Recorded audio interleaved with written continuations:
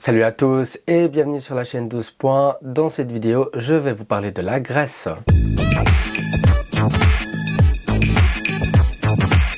Comme les années précédentes, la télévision publique grecque, l'ERT, a choisi en interne son représentant et sa chanson pour l'Eurovision 2024. Et cette année, il s'agit plutôt d'une représentante, c'est Marina Satti, qui défendra les couleurs grecques en mai prochain à Malmö. Née le 26 décembre 1986 à Athènes d'un père soudanais et d'une mère grecque, Marina est une chanteuse, auteure, compositrice et productrice de musique. Elle grandit en Crète et commence une formation de piano classique dès l'âge de 7 ans, qu'elle complète d'une formation de chant classique au lycée. Elle poursuit ses études dans l'université de la capitale grecque en étudiant l'architecture, mais n'obtiendra pas son diplôme. Cependant, en 2008, elle obtient son premier diplôme en mélodie lyrique avec mention après avoir étudié avec le baryton Panos Dimas. Un an plus tard, elle décroche son deuxième diplôme d'études classiques avancées tout en continuant d'étudier le jazz au conservatoire Nakas. Grâce à une bourse en 2010, elle fait une année de composition de jazz, d'écriture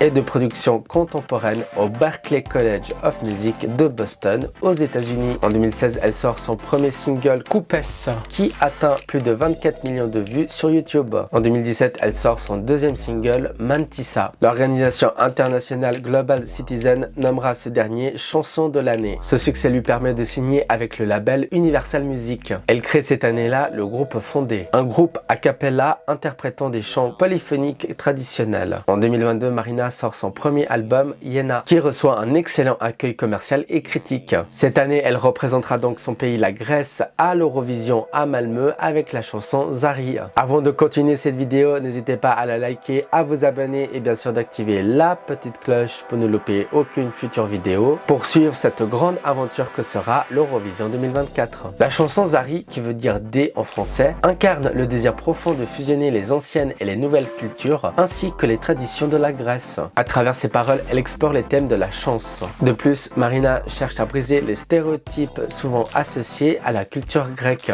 en mettant en lumière les aspects authentiques et contemporains de celle-ci. Elle aspire à dévoiler les vraies caractéristiques des jeunes grecs et de leur culture. Je tiens à dire que j'aime vraiment cette chanson. Je pense qu'elle a le potentiel de se démarquer du lot cette année. Les sonorités sont vraiment entraînantes et elles me donnent envie de danser dès que je les entends. En ce qui concerne ses chances de qualification, je ne me fais aucun souci. Je suis convaincu que cette chanson a tout ce qu'il faut pour passer cette étape haut la main. Concernant le clip vidéo, j'ai été agréablement surpris par son originalité. Il est réalisé comme un vlog, ce qui lui donne un côté authentique et moderne. C'est une approche rafraîchissante qui change des clips habituels que l'on voit souvent. À la première impression, j'ai cru que c'était un clip promotionnel pour la ville d'Athènes avec la présence des monuments historiques de la capitale. Sa mise en scène à Malmö pourrait être un atout majeur, tout comme elle pourrait être un obstacle selon sa réalisation. Marina Satti succédera donc à Victor Vernikos et son Watt TC qui ont fini 13e de la deuxième demi-finale avec seulement 14 points l'année dernière à Liverpool et se sont donc pas qualifiés pour la finale. Et vous, que pensez-vous de la chanson Zari de Marina Satti? Écrivez votre avis, c'est dans les commentaires, c'est juste en bas de la vidéo. Et pour être au courant de toute l'actualité de l'Eurovision 2024, rendez-vous sur tous les réseaux sociaux de la chaîne 12 points